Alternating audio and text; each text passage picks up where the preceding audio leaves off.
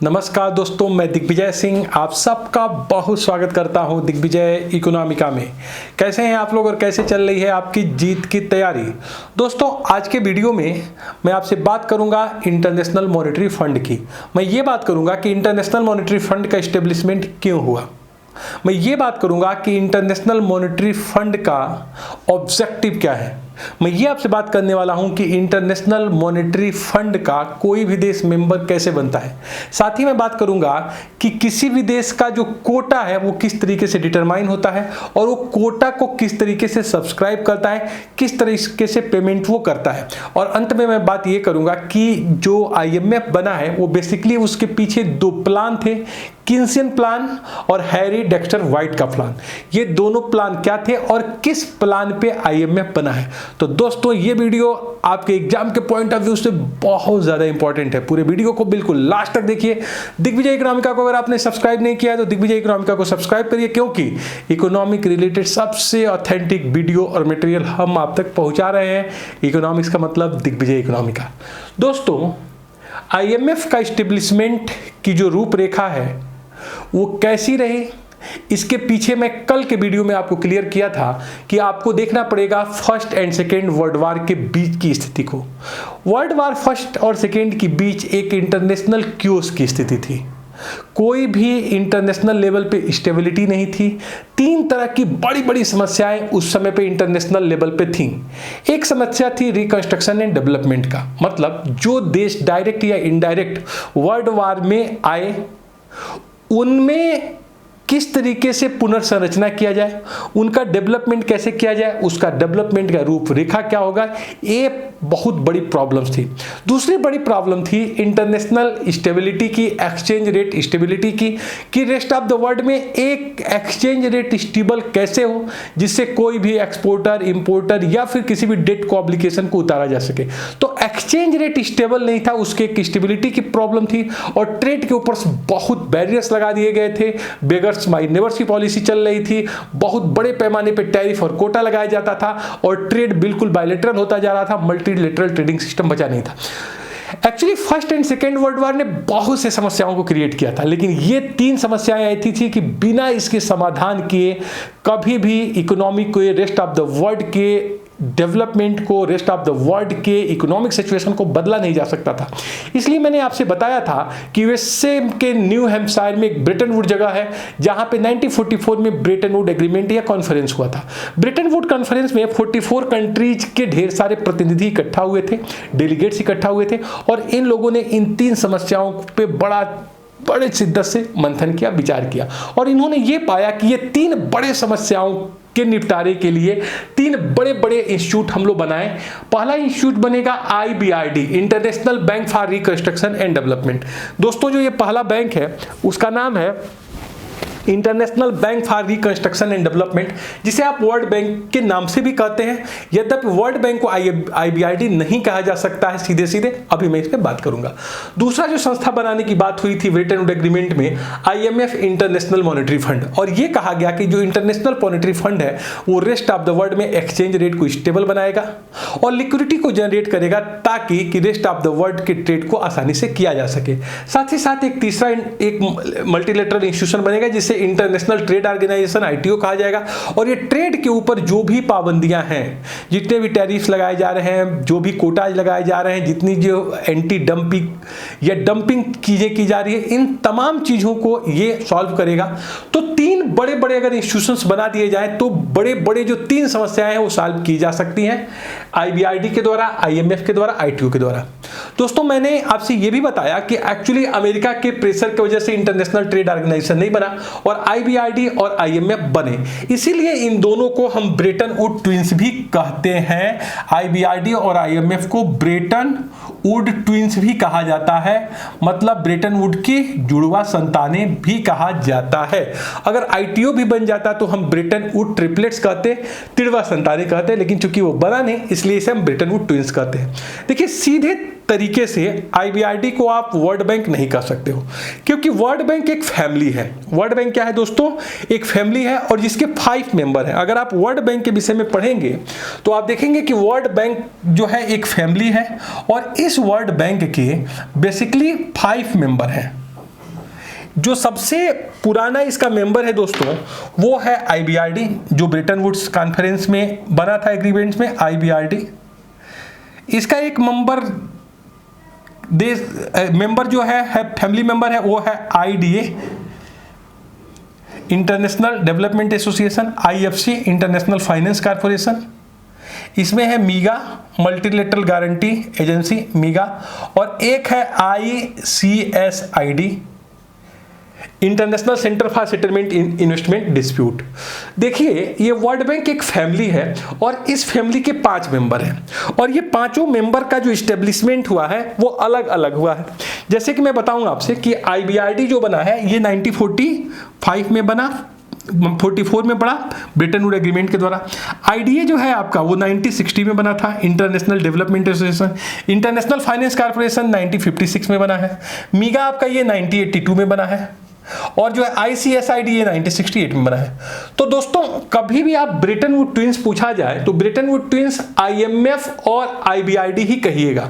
IMF और world bank Brayton would twins कहना थोड़ा सा रेशनल नहीं लगता है, क्योंकि वर्ल्ड बैंक एक फैमिली है और इस फैमिली के 5 बड़े बड़े मेंबर हैं, जिसमें IBRD जो है सबसे इंपॉर्टेंट है, और ये बना था ब्रेटन वुड एग्रीमेंट के तहत, इसीलिए इसे हम ब्रेटन वुड ट्विंस भी कहते हैं। आपको मैं बता दूं जो IDA है इंटरनेशनल डेवलपमेंट एसोसिएशन, इसे हम सॉफ्ट लोन विंडो भी कहते हैं। देख लीजिएगा कई बार ये प्रश्न पूछा गया है कि वर्ल्ड बैंक का एक फैमिली IDA है जिसको हम कहते हैं सॉफ्ट लोन विंडो, विश्व बैंक की रियायती दर वाली खिड़की, इसको आप सॉफ्ट लोन विंडो कहते हो।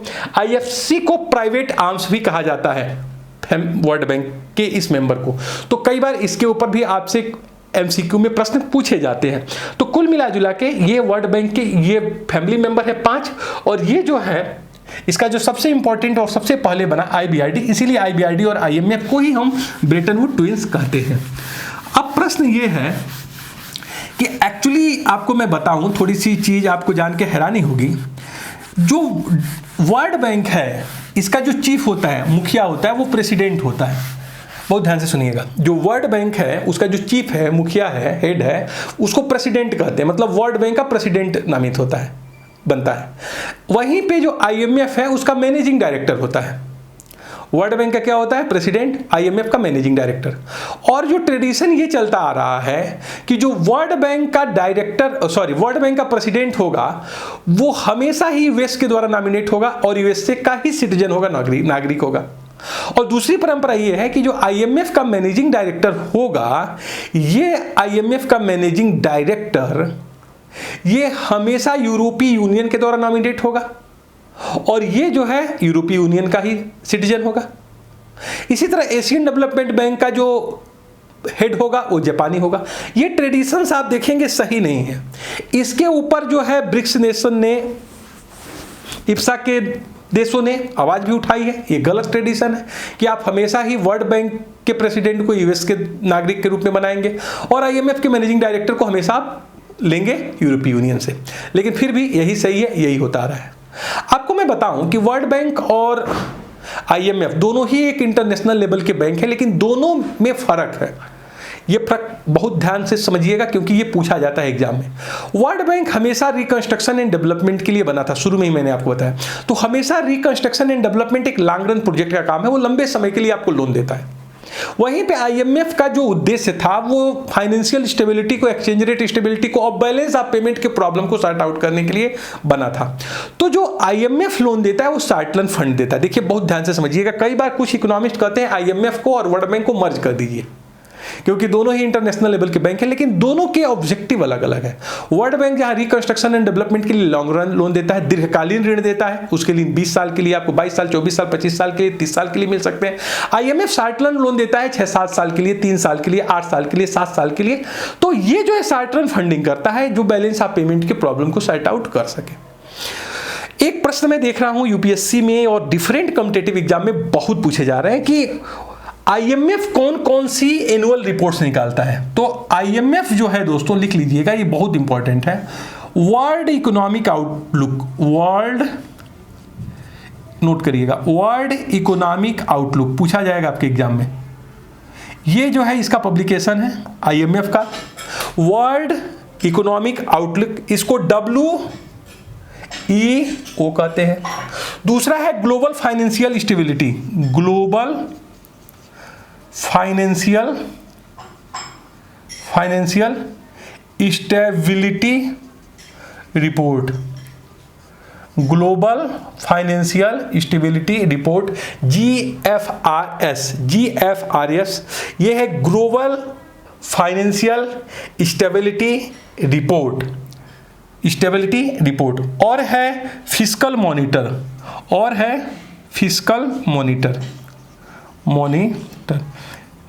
FM। ये तीन बड़ी आपका जो एनुअल पब्लिकेशंस है वो IMF के हैं।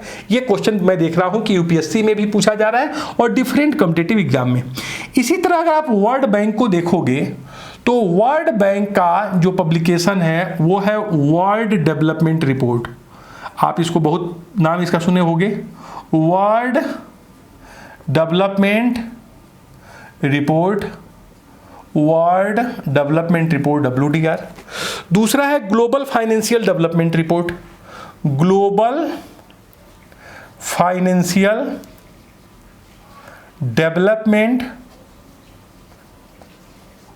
रिपोर्ट। अब देखिए आप लोग क्या कंफ्यूजन करते हो, IMF का जो पब्लिकेशन है ग्लोबल फाइनेंशियल स्टेबिलिटी रिपोर्ट है, GFSR है, वहीं पे वर्ल्ड बैंक का है ग्लोबल फाइनेंशियल डेवलपमेंट रिपोर्ट। तो इन दोनों के बीच आप कंफ्यूज हो जाते हो और मैं देखता हूं कि हमेशा इसके ऊपर प्रश्न पूछा जा रहा है कि कौन IMF का जो है इसमें जो है पब्लिकेशन है और कौन वर्ल्ड बैंक का पब्लिकेशन है। तो आप कंफ्यूज बिल्कुल मत होइएगा। जो वर्ल्ड इकोनॉमिक आउटलुक है IMF का है, UPSC में भी पूछा गया था, आप देखेंगे 1-2 साल पहले। ग्लोबल फाइनेंशियल स्टेबिलिटी रिपोर्ट भी IMF का है, लेकिन ग्लोबल फाइनेंशियल डेवलपमेंट जहां तक शब्द आएगा, डेवलपमेंट रिपोर्ट, ये वर्ल्ड बैंक का हो जाएगा। और वर्ल्ड डेवलपमेंट रिपोर्ट आप जानते ही हो कि ये वर्ल्ड बैंक का है, तो इसे आप नो डाउट इसे नोट कर लीजिए। एग्जाम के पॉइंट ऑफ व्यू से बहुत ज्यादा इंपॉर्टेंट है ये रिपोर्ट्स के बारे में। तो अब जो है आइए हम बात करें कि एक्चुअली में IMF का ऑब्जेक्टिव क्या था, क्यों बना था, IMF बना क्यों। तो IMF के जो बनने के 2 बड़े ऑब्जेक्टिव थे, बाकी इसके और भी ऑब्जेक्टिव हैं, लेकिन 2 सबसे बड़े ऑब्जेक्टिव क्या थे IMF के बनने के, उस पे आइए हम चर्चा करते हैं कि जो 2 सबसे बड़े ऑब्जेक्टिव क्या रहे हैं IMF के बनने का। तो ऑब्जेक्टिव लिख लीजिए, उद्देश्य क्या है IMF के। पहला ऑब्जेक्टिव है exchange rate stability and liquidity generation, पहला। दूसरा है बैलेंस ऑफ पेमेंट फाइनेंसिंग। अब जरा देखिए 2 बड़े उद्देश्य है। पहला उद्देश्य है exchange rate stability, okay, and providing international sufficient liquidity.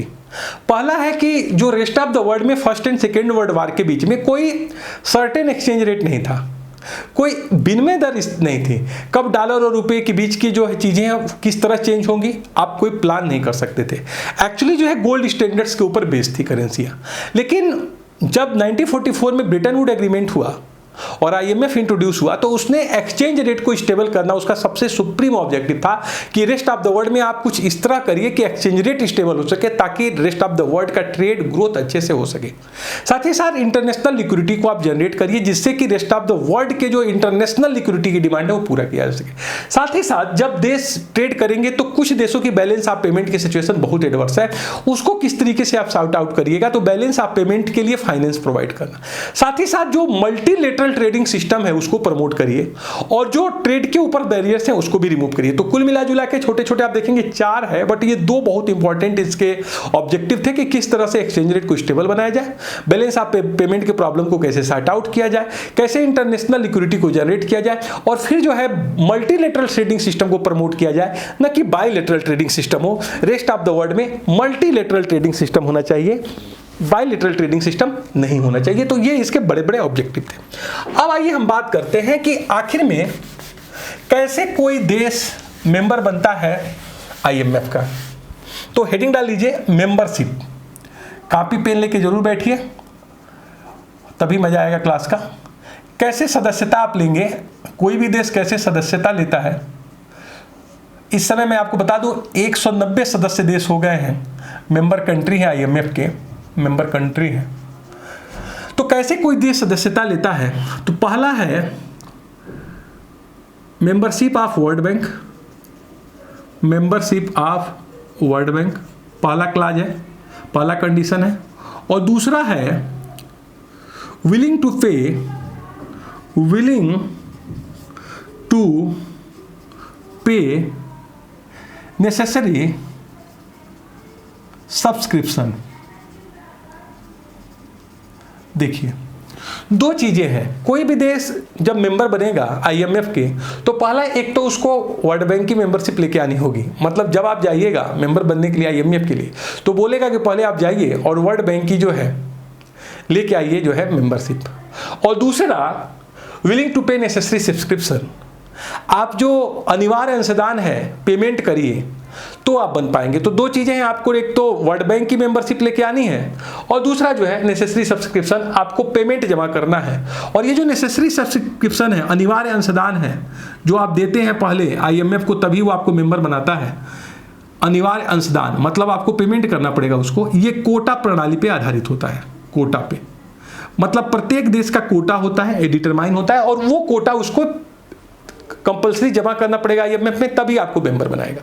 अब कोटा कैसे डिटरमाइन होगा किसी देश का? इसके लिए उसके पास 3 जो है क्राइटेरिया है। पहले वो देखेगा कि आपका रेस्ट ऑफ द वर्ल्ड में जो वर्ल्ड ट्रेड है उसमें आपका क्या परसेंटेज है, पहला। दूसरा देखेगा आपकी पर कैपिटा इनकम क्या है और तीसरा देखेगा आपकी इकोनॉमिक ग्रोथ क्या है। देखिए बहुत ध्यान से इस चीजों को समझिएगा, बहुत ध्यान से। जब आप जो भी मेंबर कंट्रीज हैं वो 3 चीजों को देख के कोटा डिटरमाइन करता है। पहला चीज कि वर्ल्ड ट्रेड में आपकी हिस्सेदारी कितनी है, भागीदारी क्या है, क्या रेस्ट ऑफ द वर्ल्ड में 1% का आपकी हिस्सेदारी है, आधे परसेंट की है, 0.1% की क्या है। एक देखेगा वर्ल्ड ट्रेड में आपकी हिस्सेदारी कितनी है, दूसरा वो देखेगा कि आपकी पर कैपिटा इनकम क्या है और तीसरा देखेगा इकोनॉमिक ग्रोथ का लेवल क्या है। इस आधार पर वो कोटा डिटरमाइन करेगा और ये कोटा आपको पेमेंट करना पड़ेगा। अब आप समझ रहे होंगे कि चूंकि ये तीनों ही वेरिएबल डायनेमिक है, आप ग्रोथ बढ़ा सकते हो, आपको वर्ल्ड ट्रेड में परसेंटेज बढ़ा सकते हो, तो एवरी 5 ईयर्स पे जो ये कोटा होते हैं वो चेंज हो जाते हैं। प्रत्येक 5 साल पे ये कोटा जो है क्या होता है, चेंज हो जाता है। प्रत्येक 5 साल बाद ये कोटा चेंज हो जाता है। तो आपका इसी तीनों वेरिएबल के आधार पे आपका सब्सक्रिप्शन भी घट जाता है। मतलब हर 5 साल में आपका कोटा रिवाइज इसलिए होगा कि ये तीनों इकोनॉमिक वेरिएबल चेंज हो जाएंगे। जैसे भारत का आप देखिएगा लगातार कोटा बढ़ा है, इसका मतलब आप ग्रोथ कर रहे हो, आपका कोटा बढ़ता है, आपको पेमेंट ज्यादा करना पड़ेगा। जो भी अब कोटा डिटरमाइन होगा उसको आप 3 तरीके से जमा कर सकते हो। मान लीजिए कि आपका जो भी कोटा है उसको आपको जमा करना है, तो ये नियम क्या है कि पहला 25% जो दोगे आप वो गोल्ड में दे दो, या फिर जो आईएमएफ का जो कोई भी ऐसा रिसोर्स जिसे वो कहता है कि आप जमा करिए उसमें देंगे। जो नेक्स्ट 25% है वो एसडीआर में दे दीजिए, या और लास्टली जो है तीसरा जो है 50% होम करेंसी में जमा करिए। होम करेंसी में जो भी आपका कोटा है वो आपको 3 भाग में देना है। 25% गोल्ड में दे दीजिए या कोई इंटरनेशनल एक्सेप्टेड करेंसी जिसे वो मांगता है उसमें। दूसरा जो है एसडीआर में 25% दीजिए और बचा जो 50% और है वो आपको अपना होम करेंसी। मतलब प्रत्येक देश अपने कोटे का 50% होम करेंसी में अपना कोटा पे करता है। इससे आप अनुमान लगाइए कि रेस्ट ऑफ द वर्ल्ड में चूंकि 190 देश है आईएमएफ के मेंबर, और ये लगभग आप समझिए कि मात्र जो है अगर आप देखेंगे यूएनओ के द्वारा मान्यता प्राप्त देश तो 205 या 6 है, तो लगभग 10-15 देशों को छोड़ के सारे मेंबर है आईएमएफ के। तो कितने बड़े पैमाने पे उसके पास रिसोर्स है और रेस्ट ऑफ द वर्ल्ड की डाइवर्सिफाइड करेंसी है, सबकी करेंसियों को रखा हुआ है। तो इस आधार पे आपका कोटा बनाएगा और इस आधार पे आपको जमा करेगा, तो आपको वो फाइनेंशियल सपोर्ट देगा और जो भी मेंबर्स को फायदा देता है वो आपको प्रोवाइड करेगा। अब प्रश्न ये है कि कैसे इसका मैनेजमेंट और कंट्रोल होता है। इसका मैनेजमेंट और कंट्रोल, अब हेडिंग डाल दीजिए कंट्रोल एंड मैनेजमेंट। अभी आपने सीखा मेंबरशिप के बारे में, कंट्रोल एंड मैनेजमेंट। आईएमएफ का कंट्रोल कैसे होता है और मैनेजमेंट प्रबंधन इसका कैसे होता है, control and management. Control and management. देखिए कंट्रोल और मैनेजमेंट होता है बोर्ड ऑफ गवर्नर्स के द्वारा। जो सर्वोच्च संस्था है डिसीजन मेकिंग आईएमएफ की वो है बोर्ड ऑफ गवर्नर्स। जितने भी सदस्य देश हैं वो एक गवर्नर चुनते हैं, गवर्नर और एक चुनते हैं अल्टरनेटिव गवर्नर। अल्टरनेटिव गवर्नर मतलब गवर्नर और एक वैकल्पिक गवर्नर। जब गवर्नर नहीं रहेगा तो वैकल्पिक गवर्नर उसकी जगह पे वोट दे देगा। इन दोनों को मिला के बोर्ड ऑफ गवर्नर्स बन जाते हैं।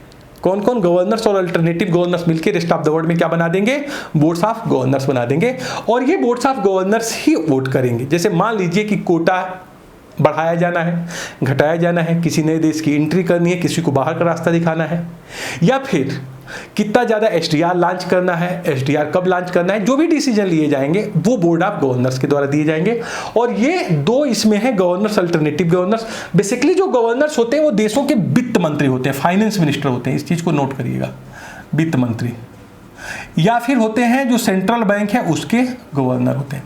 भारत में आप देखिएगा वित्त मंत्री इसके गवर्नर होते हैं और अल्टरनेटिव गवर्नर जो है आरबीआई का गवर्नर होता है, जो रिजर्व बैंक ऑफ इंडिया का गवर्नर है वो वहाँ का अल्टरनेटिव गवर्नर होता है। मतलब गवर्नर वित्त मंत्री और अल्टरनेटिव गवर्नर जो है आरबीआई का गवर्नर होता है। तो ये लोग मिलकर बोर्ड्स ऑफ गवर्नर बनाते हैं। इसमें से एक एक्जीक्यूटिव बोर्ड्स भी बनता है जो ज़्यादा चीज़ों को देख रेख आजकल कर रहा है। यहाँ से फिल्टर करके एक एक्जीक्यूटिव गवर्नर भी बनाया जाता है। बट आप बोर्ड ऑफ गवर्नर्स को ही समझिए कि ये दोनों मिलकर। अब ये है कि कोई भी प्रॉब्लम्स है, कोई भी नई चीज़ है, एंट्री है, एग्जिट है, कोटा बढ़ाया जाना है या एसडीआर को लॉन्च करना है या फिर उसको डिस्ट्रीब्यूट करना है, तो ये गवर्नर्स जो है, पहले बात ये कि कहा गया कि आपसी समझ से और एक लोकतांत्रिक प्रक्रिया से, डेमोक्रेटिक वे से किसी डिसीजन पे पहुंचेंगे। अगर ये डेमोक्रेटिक तरीके से किसी डिसीजन पे पहुंच जाते हैं तो सो फार सो गुड, बहुत अच्छा है। लेकिन अगर मान लो कहीं किसी की ऐसी स्थिति आ गई कि कोई क्योस है जिसमें जो है अब आप आम सहमति नहीं बना पा रहे, तो यहाँ पे वोट करेंगे और वोटिंग जो है गवर्नर की वो डिसाइड होगी कोटा के द्वारा। 1 लाख एडिशनल एसडीआर पे अगर आपके कोटा में है तो आपको एक अतिरिक्त मत मिल जाएगा। कहने का मतलब ये है कि अगर कोई बात है, कोई पॉलिसी है, अगर आप आम सहमति से अगर आप डिसीजन ले लिए तो सो फार सो गुड। बट अगर आम सहमति नहीं बनी, कंसेंसस नहीं बना, जनरल कंसेंसस, तो अब आप वोट कराओगे और वोट गवर्नर करेगा। तो मान लो यूएस का गवर्नर वोट कर रहा है, इंडिया का गवर्नर वोट कर रहा है और मान लो कि नाइजीरिया का गवर्नर वोट कर रहा है। अब यहाँ जो वोट होगा, ये जैसे आप राष्ट्रपति का पढ़ते हो वोटिंग में, जब मेंबर्स ऑफ पार्लियामेंट और एमएलए वोटिंग करते हैं तो उनकी एक वोटिंग कैपेसिटी डिटरमाइन होती है। इसी तरीके से जैसे मान लो यूएसए का गवर्नर है, इंडिया का गवर्नर है भाई, और मान लो एक नाइजीरिया का भी गवर्नर है और किसी विषय पे इनको वोट देना है, तो इनकी जो वोट होगी वो डिटरमाइन होगी कि उनके कोटा में एसडीआर कितना है, कोटा में एसडीआर कितना है, इनके कोटा में कितना एसडीआर है, इनके कोटा में कितना एसडीआर है। 1 लाख एडिशनल एसडीआर पे 1 लाख एसडीआर पे एक वोट मिलेगा। अब मान लो कि इसके कोटा में अगर अनुमान लगा लीजिए कि 3000 इतने लाख इनके क्या है, 30 लाख जो है, मान लीजिए इनके 30 लाख जो है एसडीआर है और 1 लाख एसडीआर पे जो है एक वोट मिलेगा। तो इसको 30 लाख है तो इसको 30 वोट मिल जाएगा। मान लो भारत में 30 लाख की जगह पे सिर्फ जो है 5 लाख एसडीआर है, 5 लाख एसडीआर है तो ये सिर्फ 5 ही वोट मिलेगा। और इनका मान लीजिए 1 लाख एसडीआर है तो इनका 1 ही वोट मिलेगा। इसका मतलब यह है कि अमेरिका का जो गवर्नर है वो 30 वोट दे देगा और भारत का गवर्नर सिर्फ 5 वोट देगा और ये नाइजीरिया का 1। तो इसका मतलब जब कभी जनरल कंसेंसस नहीं बनेगा तो ये जो है डेमोक्रेटिक तरीके से काम नहीं करेगा। गवर्नर की वोटिंग कैपेसिटी उसके कोटा से डिटरमाइन है और अमेरिका का कोटा आप देखेंगे लगभग 8% है। अगर अमेरिका वोटिंग कर दे और सारे एलडीसी एक साथ वोट करें तो उसके कोटा के बराबर, उसके गवर्नर के बराबर पावरफुल नहीं निकल पाएंगे। इसका मतलब ये डेमोक्रेटिक तरीके से काम नहीं करता है जब यहाँ पे जनरल कंसेंसस नहीं होती है। जिसकी लाठी उसकी बैठ, जिसके कोटा में जितना पैसा वो जीत जाएगा, कोई डिसीजन ले लेगा। इस तरीके से आप देखोगे कि यहाँ पे आईएमएफ एक डेमोक्रेटिक तरीके से काम नहीं करता है। कोटा के आधार पे पावर डिटरमाइन होगी, पैसे के आधार पे पावर डिटरमाइन होगी, जिसके पास जितना पैसा उतना ज्यादा पावर। अमेरिका के पास ज्यादा पैसा ज्यादा पावर। तो यहाँ पे एक प्रॉब्लमेटिक सिचुएशन मिलती है। जब आईएमएफ बन रहा था, ध्यान से सुनिएगा, तो 2 प्लान थे, एक यूएस के पॉइंट ऑफ व्यू से था और एक ब्रिटेन के पॉइंट ऑफ व्यू से था। ब्रिटेन के पॉइंट ऑफ व्यू से जॉन मेनार्ड कीन्स थे, जेम्स थे, और यूएसए के पॉइंट ऑफ व्यू से जो हैरी डेक्टर व्हाइट थे। अब दोनों में ये था कि कौन सा प्लान बेटर है। किन्स चाहते थे कि चूंकि वर्ल्ड वार 1 और 2 की सिचुएशन को देखते हुए कि एक बहुत ही डोमिनेंट संस्था बनाए जो कोई डिसीजन ले सके और डिसीजन को इंप्लीमेंट करने की पावर भी रखे। एक पावरफुल संस्था बनाइए जो कि बड़ा डिसीजन लेके उसको इंप्लीमेंट करा ले। हैरी डेक्स्टर व्हाइट कहता था, जो यूएस के प्रतिनिधि था, कि ऐसी कोई संस्था नहीं बनाई जानी चाहिए इस समय, एक ऐसी संस्था बनाई जानी चाहिए जो एक परामर्शदात्री एडवाइजरी हो, और वो मेंबर देश के एडवाइजरी पे काम करे, और कोई डायरेक्ट इतना पावर न बनाया जाए जिससे कि वो स्थितियों को कंट्रोल कर सके। जबकि ब्रिटेन का पॉइंट था जॉन मेनार्ड किन्स का कि एक पावरफुल संस्था बनाओ जिससे कि वो डिसीजन लेके इंप्लीमेंट करने की पावर रखे। लेकिन वो कहते थे कि नहीं, एक ऐसी संस्था बनाइए जिससे कि वो इतना पावरफुल ना हो, बल्कि ये है कि वो सिर्फ परामर्शदात्री एडवाइजरी। तो अंत में किन्स वाली बात अंत में मानी गई यूएस की पॉइंट ऑफ व्यू से, और हैरी डेक्स्टर व्हाइट प्लान पे बना हुआ है आईएमएफ। नोट कर लीजिएगा, कभी भी एक क्वेश्चन पूछा जाता है, बहुत लोग गलत करके चले जाते हैं। आईएमएफ एक्चुअली बना हुआ है हैरी डेक्स्टर व्हाइट प्लान पे, और किसके प्लान पे? यूएसए के पॉइंट ऑफ व्यू से बना हुआ है, और इकोनॉमिस्ट का नाम है हैरी डेक्स्टर व्हाइट।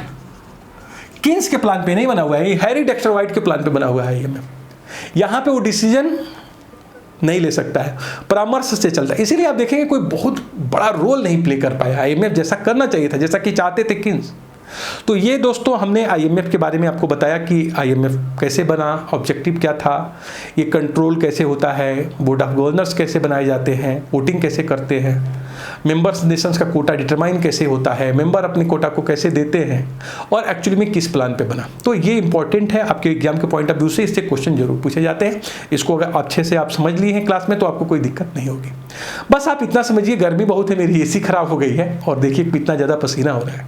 मैं आपके लिए पूरा प्रयास कर रहा हूँ, और आज से हमारी जो ऑफिस है वो भी जो है खुल रहे हैं, तो उसको भी मैं ज्वाइन करूँगा। तो देखता हूँ कि किस तरीके से फिर मैनेज होता है, और एसी भी जल्दी से बनवा लूँ अपना, क्योंकि इस गर्मी में, और अगर मैं फ़ैन तेज़ चला दूंगा तो वॉइस आप तक नहीं अच्छे से पहुंच पाएगी, क्योंकि ये माइक जो है उस फैन की आवाज़ को ले लेता है, तो एक प्रॉब्लम आती है। तो मैं अपनी पूरे क्षमताओं को लगाया हूं कि आपका भला हो सके। आप लोग लगातार कमेंट कर रहे हैं कि जितना ज़्यादा मैक्सिमम वीडियोज़ हैं आप डालिए, ताकि हम एग्ज़ाम्स को और अपने समझ शक्ति को बढ़ा सकें।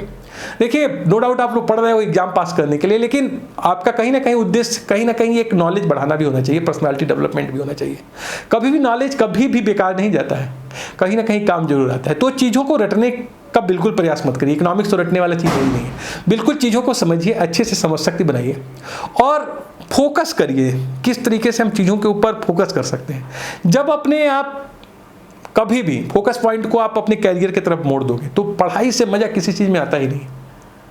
और जब आप एक बार चीज़ों को समझोगे आप बहुत एंजॉय करोगे।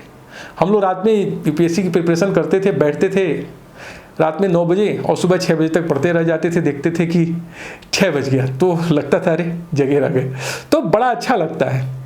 और यही आपके जीवन निर्माण का काल है, इसी में आप बहुत कुछ कर सकते हो, बहुत कुछ पा सकते हो। समय का रिस्पेक्ट करिए। जब अंडा होता है ना, मेरे पापा हमेशा कहा करते थे कि जब अंडा है और जब अंडा टूट जाता है तो उससे एक सुंदर चिड़िया निकलती है, पूरे आसमान का मिश्रण करती है, सैर करती है। लेकिन अंडा अगर अपने यथा स्थिति को बनाए रखे, वो टूटे नहीं, तो क्या उससे एक सुंदर चिड़िया निकलेगी जो पूरे आसमान की सैर करेगी? नहीं। अगर आप जो है वही बने रहें, अपने आप को तोड़े नहीं, अपना 100% दे नहीं, 12 घंटे की स्टडी करें नहीं, और आप सोचें कि मैं आईएएस बन जाऊंगा, पीसीएस बन जाऊंगा, मैं प्रोफेसर बन जाऊंगा, नहीं हो पाएगा। आपको अपने पर्सनालिटी को बदलनी पड़ेगी, पूरे क्षमताओं का प्रयोग करना पड़ेगा, इस पर्सनालिटी को तोड़ना पड़ेगा, बिखरना पड़ेगा, एक सुंदर पर्सनालिटी आएगी जो पूरे दुनिया की सैर करेगी।